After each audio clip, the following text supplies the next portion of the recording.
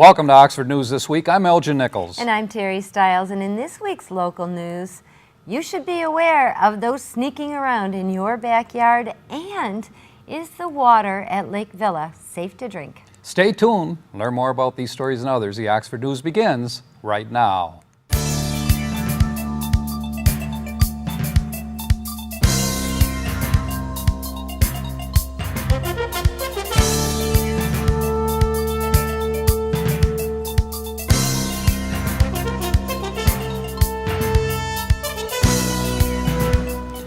Oakland County Sheriff's deputies were called to Doral Street in Oxford on a resident's complaint that a suspicious-looking man was walking around the homes and peeking in windows.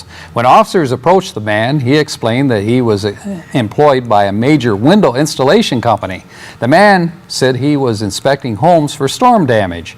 Further investigation revealed that neither he nor his company had been issued a permit from the township. The man was ticketed for unlicensed solicitation and asked to leave the area. An Oxford business customer had her cell phone stolen right from the service desk counter. When reviewing the surveillance tape, deputies found a man swipe the iPhone 5 while no one was looking. The store's loss prevention officer retrieved a security tape which captured the man taking the phone. If anyone witnessed this criminal act or if anyone has any knowledge of the person on the tape, please contact the Oakland County Sheriff's Department. Sheriff's deputies issued an all-points bulletin for responding to a call at the Crossroads for Youth facility located in Drainer Road that a teenage boy was missing. Staff noticed that the boy was missing during a 3 a.m. bed check. The search of the facility grounds indicated that he was not there. Officers posted an all-points bulletin for the boy's whereabouts. Someone stole a $3,000 golf cart this weekend, and the owner wants it back. An Oxford Lakes resident reported that the cart was stolen right out of her front yard, even though the key was not in it at the time. A search of the area was fruitless, so if you know anything about the stolen cart, please contact the Oakland County Sheriff Department. And residents of Lake Villa can rest a little easier now that a second water test has revealed that their water is safe to drink. The first test showed signs of E. coli in the water system, and homeowners were instructed to boil their water before using it. The latest test, conducted by the Oakland County Water Resources Commissioner's office, however, shows water void of E. coli and other forms of bacteria. By a majority vote, Eric Sent will be Addison's newest trustee. Sent was appointed to the board after the resignation of longtime trustee John Stutphin due to health reasons. Sent will begin his trustee journey in October. Prior to accepting the township appointment, Sent was chairman of the fire board and worked as an election inspector and served on the zoning board of appeals. Good luck. Mackenzie Crossan, a 2014 Oxford High School honor graduate, is now attending Columbia University in Chicago as a freshman. During her free time from classes, she has a sincere desire to help people. She signed up to be a volunteer with the Habitat for Humanity in Chicago. With volunteers, the Habitat for Humanity helps provide affordable homes to people who normally would not be able to afford one. Mackenzie helped put the finishing touches on 2 new homes that will eventually be part of a 16-house block on the south side of Chicago. She says it's inspiring to work with Habitat personnel who all possess passion for community service. Mackenzie also is giving back, says that it's very important no matter who you are, no matter where you come from, and no matter what you have. After graduating from Columbia, her dream job is to become a documentary photojournalist. Oh, Terry? Well, maybe we should grab her when she's done, after she's graduated. She could help us out. And speaking of helping us out, that's such a fabulous organization for her to work with. It is. Bless her heart, volunteering your time like that. Right. Now, they, of course, have a Habitat for Humanity right here locally. Right. And I did work for a gentleman in Lakeville.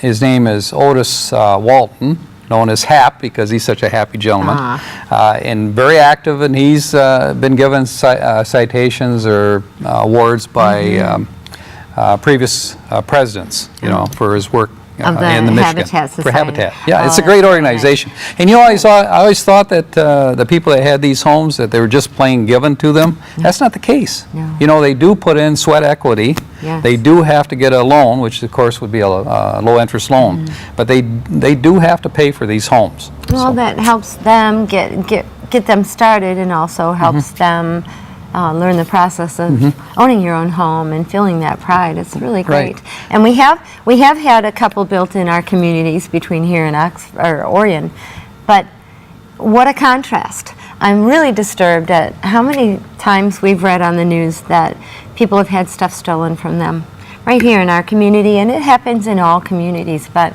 what a contrast. We've got somebody that's giving her life away to helping other people, and then, gosh, I don't know why people think it's okay to just take other people's stuff. I'm having a hard time with that one.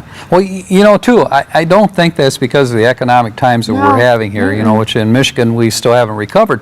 I mean, people that are stealing cell phones and that kind Right. of thing, you know, there's other... Electronics is yeah. different than food. It I is. might understand that food thing and diapers and stuff like that, but Me too. I don't know. Let's get a better moral conscience about that. It's Yeah. upsetting. But anyhow, that's Oxford News this week. If you'd like to learn more about these stories and others, stop by your local store and pick up a copy of the Oxford Leader newspaper, and keep watching us.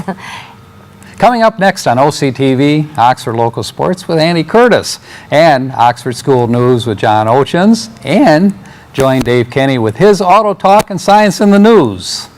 I'm Terry Stiles, and this is Oxford News This Week, where your news is closer to home. And I'm Elgin Nichols. Remember, always be kind to your friends and neighbors, and thanks for watching.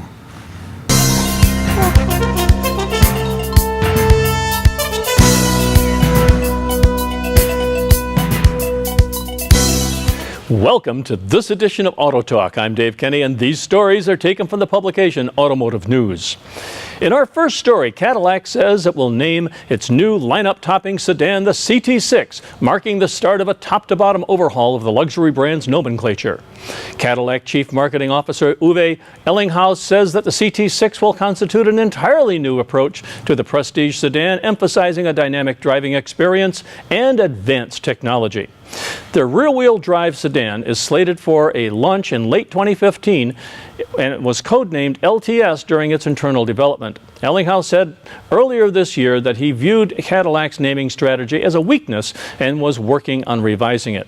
The CT6 name is derived from the CTS, its centerpiece car line, Cadillac said in a statement, and indicates a coming shift to a simplified naming convention for future Cadillac models. CT will be used for car models, with the number reflecting the size and position of the lineup. The CT6 will expand the Cadillac range upwards, meaning it will not replace any current product. Cadillac said in the statement, it will also be slotted above the CTS and XTS, aiming to join the elite group of top-class large luxury cars.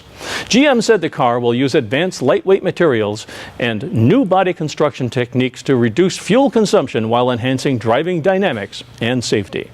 Travis Hester, Executive Chief Engineer for the CT6, says that the car will be built on a new architecture and will be the lightest and most agile car among the top-level luxury sedans. He said the sedan has been engineered using lessons learned from the ATS and CTS sedans, which were built on a new lightweight platform. GM will begin building the CT6 in the fourth quarter of 2015 at its Detroit Hamtramck plant. And still at GM, General Motors hired its first product cybersecurity chief in a move designed to address the growing challenge of providing safe, secure, and reliable technology in vehicles. Jeffrey Massimilla was named Chief Product Cybersecurity Officer on September 2nd. He had been GM's Director of Global Validation and an engineering group manager for the automaker. The increasing use of computers and wireless networks to deliver and control light vehicle functions, as well as the advent of autonomous cars, has government regulators and industry officials doubling down on the efforts to prevent, for example, hackers from disabling a vehicle or hijacking a pickup remotely. The new position was necessary as GM has done a really ground-up reorganization and a fundamental change in the way we design, engineer products, said Mark Royce, GM's Executive Vice President for Global Product Development. GM went to the Navy, Virginia Tech, and Boeing Corporation to learn about hiring a cybersecurity chief, Royce said. GM looked at how vehicle systems and emerging car technology reacted to each other, he said. If you look at the technology as we put semi-autonomous and autonomous systems into vehicles, we have to be able to look at this at a very, very critical systems level and do it defect-free for the customer. That's the kind of competitive advantage we're trying to really put into place for GMs, said Royce. On the recall front, Fiat Chrysler is recalling over 230,000 Jeep and Dodge SUVs globally to install a new part to prevent a fuel pump issue that could cause the vehicles to stall or not start. Fiat said it had discovered in an internal review that some fuel pump relays in certain 2011 Jeep Grand Cherokee and Dodge Durango SUVs were susceptible to deformation. The fuel pump safety relay is inside an integrated power module that helps manage other vehicle functions, but none of those other functions are affected, Chrysler said. The recall covers an estimated 188,723 SUVs sold in the United States alone. And still at Chrysler, Chrysler is recalling almost 350,000 vehicles from the 2008 model year to fix an ignition switch problem. The Chrysler automaker said it will correct conditions that may cause ignition keys to become stuck or inadvertently move. The vehicles were produced before May 12th of 2008. The recall impacts the 2008 Dodge Charger, Dodge Magnum station wagons, Chrysler 300 sedans, Jeep Commander, and Jeep Grand Cherokee SUVs. And it covers an estimated 292,224 vehicles in the U.S. alone. Chrysler recommends that each customer detach their ignition keys from their key rings, and where have you heard that one before? Well, that's all for this edition of Auto Talk. I'm Dave Kenny, and as always, may the wind be at your back as you cruise down life's highways. Stay tuned to Oxford Community Television, and we'll be right back. Discover the wonderful surprises of local shopping. Watch Let's Take a Walk with Susan Bork or Andy Curtis, weekdays at 10:30 and 6:30, keeping it local. I'm John Ochins, and welcome to the Oxford Wildcat School Update. It appears the parents of Lakeville fourth graders have succeeded in their effort to have another fourth grade classroom. They were concerned that class size, combined with various intervention programs, was making it tough for their kids to learn. The third classroom will get going shortly. Many parents wrote letters, some appeared at an earlier school board meeting to further their cause. Oxford High Robotics Team Torque has done it again. Team Torque 2137 won second place at the Kettering University kickoff held on their Flint campus on September 20th. They hosted 48 FIRST robotic teams as they played the 2014 aerial assist game. In recent years, Torque has made it to semifinal rounds at district, state, and world competitions. Ken Weaver is now Oxford School's new Assistant Superintendent of Curriculum and Instruction. We visited with Ken and asked him how things are changing. The biggest change is that I won't have the daily contact with the students. That is going to be something that's going to take some time to get used to. One thing working here, I had 1,130 some students here, and if I was feeling like down on something or frustrated about something, all I had to do was go find some students, interact with them, watch them interact, and everything changed, and I remembered why I'd gotten into this profession. Now I'm going to be located over at central office. I'm going to be a level removed basically from the students, so that part's not going to be, I'm always going to be working for the benefit of the students and trying to do the best that I can and ensure that they have the best education, but I'm just not going to have that daily supervision and responsibility and stuff.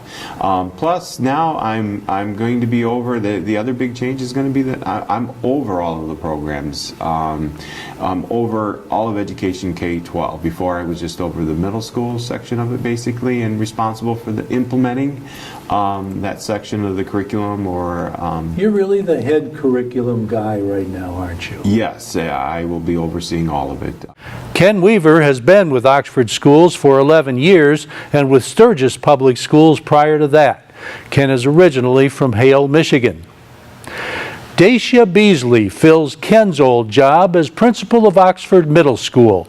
Dacia was an assistant principal at our high school before. We asked her how this all came about. Although I don't like to admit it, I've been in education for a pretty long time. This is my 24th year, I believe, and I've been an administrator now for in middle school, for 19 years. So it is I would think, aspiration of most assistant principals to eventually get their own building and become a principal. I was not, traditional in the sense that I wasn't in a very big hurry to have a principalship because I so enjoyed my work as an assistant principal. And that means that I was working with students every day, rolling up my sleeves and helping families, and that's a job that I really enjoyed. Being a principal, it takes you a little bit away from the students, and so I wasn't ever one to put that as a career goal early on in my life. But as you go through your career, there are things and opportunities that come up that you kind of say, I'm ready for this now. This is a time in my life that I'm ready for a new challenge, and going to the middle school is just a great opportunity, and of course staying in Oxford is a blessing. Dacia has been with Oxford Schools for over 10 years.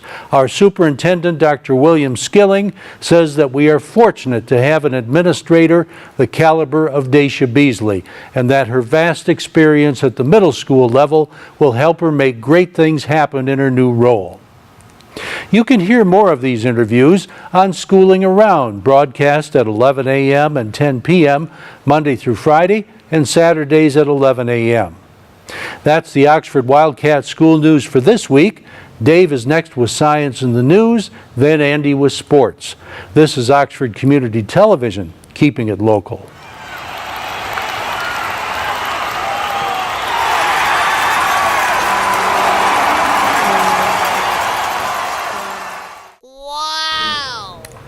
Hello Wildcat Nation, I'm Andy Curtis and this is your Oxford Sports Update. Now throughout history, mankind has been shaped by titanic battles between superpowers. The Axis and the Allies, the Hogans and the Giants, the Batmen versus the Supermen. And this past Friday, our fair town was host to another battle fit for Nordic song as the undefeated Wildcat varsity team played host to the defending state champion Clarkston Wolves. Sadly, as in all battles, a team must fall, and our Wildcats came up on the short end, losing their first game of the season 42-14, with the only two scores coming off a 1-yard run by John Patrick in the first quarter and a 5-yard score by Anson Rowley in the fourth. Now, as sad as it is, the Cats will have a chance to get back on track when they take on Troy this Friday at Troy High School. And of course, thank you to Keith Dunlop from the Oakland Press for pictures from the game. Now, the loss on the field wasn't the only disappointment the football program faced this week, with 19 junior varsity and 2 varsity players being suspended 3 games after being caught at a party with alcohol last weekend. Now, Coach Rowley made sure to comment that the loss Friday night was not due to the loss of players, but the talent of Clarkston, going on to say that he was disappointed in the kids, but they are kids, and that's why they teach school, and that's why they deal with the things they do in coaching. The school district is currently looking further into the incident. Now, the varsity soccer team fared a little bit better, continuing its undefeated march and beating 5th-ranked Stony Creek at home last week 2-0.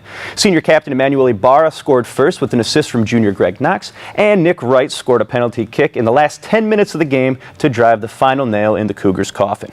Now, the defense stood strong too, with a great night from Drew Connolly, Travis Alderman, Greg Knox, Nathan Sharp, and as always, junior goalie Connor Bandel in the goal, getting a shutout. Now, taking it over to the pool, the girls varsity swim team finished first place over Ferndale, getting an impressive 126 total points on the day. Rachel Baker won the 200-meter freestyle with a time of 2 minutes and 25.66 seconds. Miss Taylor Curtis won the 100-meter freestyle. Daniela Kemp took first in the 500-meter freestyle, and Allison Miller swam away with the 100-meter backstroke. A full list of the winners can be seen on the school's athletic website, oxfordathletics.org. Now jumping on over to the pro teams of ours. Pretty good weekend for both, with the Tigers finally clinching the AL Central Sunday afternoon for the fourth consecutive time. Now, after what was considered by some of us to be a regular roller coaster of a season, where we thought the Tigers were overpaid, overrated losers, they proved me and some other people wrong behind the other spectacular pitching performance from David Price, coming away with a win over the Minnesota Twins. Postseason play begins this Thursday against Baltimore. More good news this time with the surprising 3-1 first-place Lions, who, with the best defense in the NFL, beat up on the New York Jets yesterday, winning 24-17. Even without Calvin Johnson, who was limited to only 2 catches because of an ankle injury, the other line receivers picked up the slack, with Golden Tate getting 116 yards and Jeremy Ross having a career-long 59-yard touchdown catch. So, now to help you expand your knowledge of the American pastime that is football, I give you today's sports vocab word of the day. False start. In football, a false start is when a quarterback's movements are judged by an official as an attempt to draw the opponent offside. Now, this penalty does result in 5-yard loss for the offending team. Now, as always, I'm Andy Curtis. Remember, you can catch all of our broadcasts of your favorite Oxford High School games weekends between 1 and 6 right here on OCTV, or check us out online under the programs section of OCCTV.org. And now make sure to follow us on Twitter at OCTV Sports. There you can follow us from any of your favorite broadcasts of any of your favorite Oxford High School games. And remember, this is your community station, so if you have a sports idea, shoot me an email at andrewcurtis23@gmail.com and put OCTV Sports in the subject line. That was all the sports news you need to know. Thanks for watching and have a great day.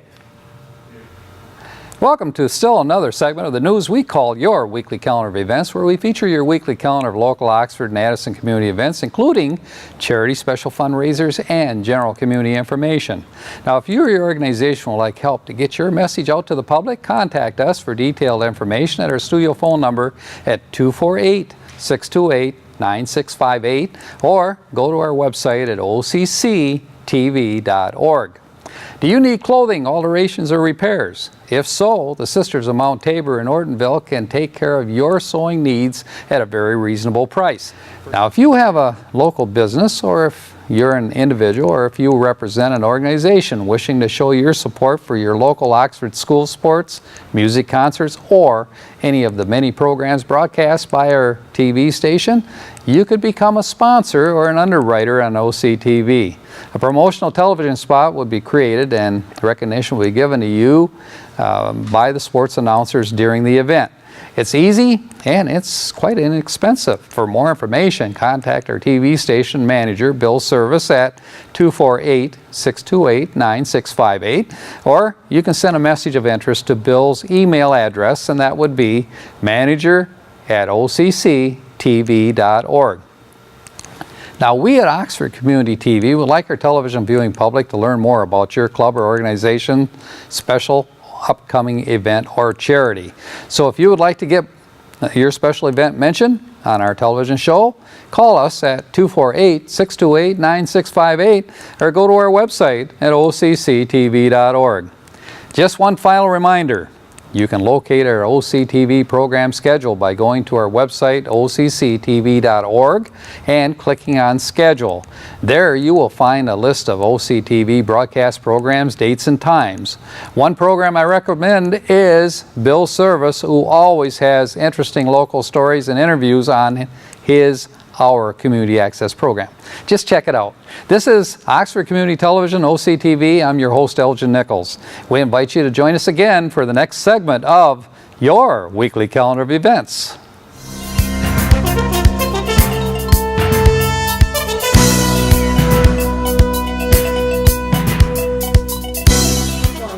Welcome to Science in the News. I'm Dave Kenny, and these stories are taken from the publication New Scientist. In our first story, the devil upended the baobab and planted it upside down. So says Arab legend. In Burkina Faso and Tanzania, folklore has it that the tree wouldn't stop walking, so God planted it with root feet up in the air and branches underground. A Zimbabwean version has it that God inverted the tree in anger when he couldn't get a drink out of it. It's no surprise that the mighty baobab attracts such legends. Various Andersonia species grow in arid regions of Africa, Madagascar, and Australia, and have provided resources for humans for thousands of years. Each can store up to 100,000 liters of water in its bloated trunk, so that Zimbabwean God was unlucky not to get a drink. The baobab's fruit is known as monkey bread and is apparently rich in vitamin C. One baobab, the Platland tree in South Africa, was carbon dated and found to be at least 1,275 years old. It's extraordinary that an individual tree can have an influence on the lives of so many generations of people. Children playing under the local baobab can imagine time traveling to ancient times when the very same tree grew in the same place, unless, of course, it wandered around. In our next story, for sale. One window, slightly used. Not the most exciting of classified ads, but this ain't your average pane of glass. Researchers on the Manhattan Project to create the first nuclear weapon stared through windows like this one to oversee production of the plutonium for Fat Man, the atomic bomb dropped on Nagasaki, Japan in August of 1945. The New York branch of the auctioneers Bonhams is selling one of the few remaining examples of these windows at an estimated price of $150,000 to $250,000. The yellow edge isn't a trick of light. It's a clue that the window is packed with lead oxide layered between sheets of glass. The lead blocked radiation from the plutonium, making it safe for researchers to look from the other side, but also gave the window strange properties such as crumbling rather than fracturing when cut. Thankfully, for anyone planning to purchase a slice of atomic history, the window is not radioactive. And on the medical front, there are tiny bugs closely related to spiders living in the pores of your face. They have long been considered mere passengers doing no harm beyond upsetting the squeamish. But they may be causing an ancient skin disease that is estimated to affect between 5 and 20% of people worldwide and 16 million people in the U.S. alone. People aged between 30 and 60, especially women, sometimes develop rosacea, red inflamed skin with swelling, roughness, and fine visible blood vessels, usually in the central zone of the face. Severe cases can resemble acne, irritate the eyes, and lead to a bulbous nose, red nose seen in caricatures of the elderly. The disease also affects all races, but is known as the curse of the Celts, as it is thought to especially affect people with very fair skin, although it may simply be more visible on their skin. Rosacea is commonly blamed for another alleged Celtic curse, excessive drinking. But while alcohol can trigger a flare-up, so can many other kinds of stress. Teetotalers are just as susceptible, according to the U.S. National Rosacea Society. Kevin Kavanagh of the National University in Ireland in Maynooth now thinks he has discovered the cause, and it isn't for the faint-hearted. Tiny mites, 8-legged arachnids related to spiders, live in the pores of our facial skin. They are particularly fond of the hair follicles of eyebrows and eyelashes and the oily pores most common on the nose, forehead, and cheeks. Called demodex, the mites eat sebum or facial oil and colonize your face at puberty. They crawl about your face in the dark to mate and then crawl back into the pores to lay their eggs and die. Healthy adults have around 1 to 2 mites per square centimeter of facial skin. People with rosacea, however, can have 10 times as many, says Kavanagh. Research suggests that the stress that causes flare-ups of rosacea changes the chemicals in sebum, making it better food for the mites. Rosacea often improves with antibacterial drugs that don't affect the mites, such as tetracyclines. Kavanagh thinks this is because rosacea is caused by a reaction to the bacteria in the mice feces. Demodex does not have an anus and therefore cannot get rid of its feces. The abdomen just gets bigger and bigger, and when they die, they decompose and release the stuff all at once in the pores, says Kavanagh. When the mites are numerous, he believes that the material is enough to trigger an immune reaction, inflammation, and tissue damage. Kavanagh notes that one of the kind of bacteria in the mites' guts, Bacillus olearoneus, is killed by the antibiotics that work against rosacea and not by any other type of antibiotic. His lab reported in June that 80% of people with the most common kind of rosacea have immune cells in their blood that react strongly to 2 proteins released from that bacteria, triggering inflammation. Only 40% of people without rosacea have this reaction.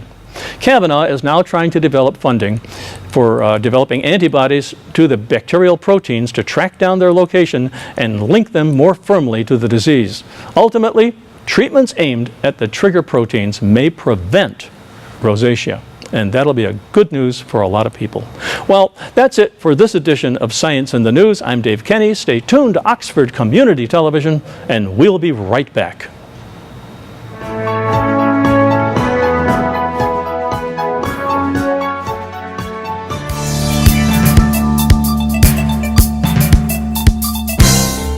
This is OCTV, Oxford Community Television, serving Oxford and Addison Townships with the best in local programming. On Charter Channel 191, AT&T UVerse Channel 99, and our website, OCCTV.org. OCTV, we provide local programming that brings you closer to home.